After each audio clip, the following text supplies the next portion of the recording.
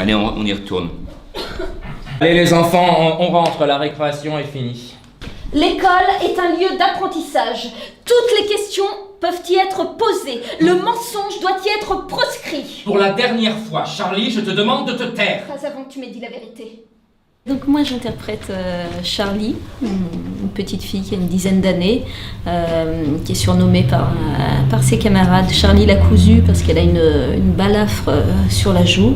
Elle ne connaît pas la provenance de sa cicatrice. Sa maman est morte en la mettant au monde, mais son père n'a jamais été très clair sur cette histoire, donc elle ne sait pas réellement ce qui s'est passé.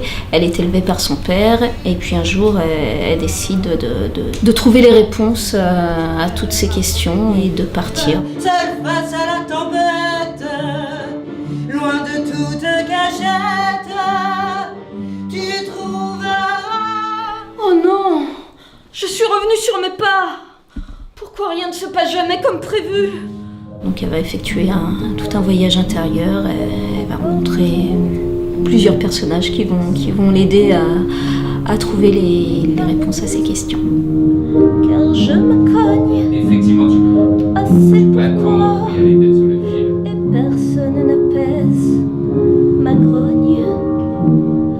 Au bord de moi, au bord du monde, au bord de tout ça qui m'inonde. Au bord de moi. Un texte dégage une émotion dégage pour moi une tonalité et assez naturellement un rythme. Et un texte me dégage aussi bien des envies musicales que des envies visuelles, que des envies rythmiques. Voilà, tout ça se rejoint en fait. Alors en ce moment, on a survolé un peu toutes les scènes du spectacle. Et on est en train d'essayer de définir au maximum les personnages, leur caractère, leur attitude physique surtout.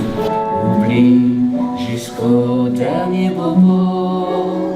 Alors elle va rencontrer notamment Granouille et Frapouille, deux gnomes de la forêt.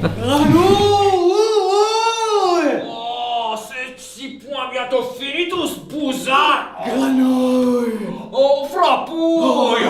Des espèces de bestioles à la fois très cash et en même temps assez attachantes, il me semble. Ouais, j'espère. mignonne quand même. Ouais. La vilaine boîte sur ta touette.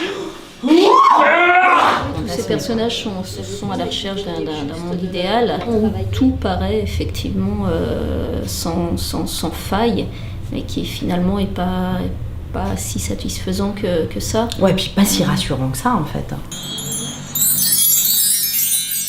Magie. Au bord de moi, au bord du monde.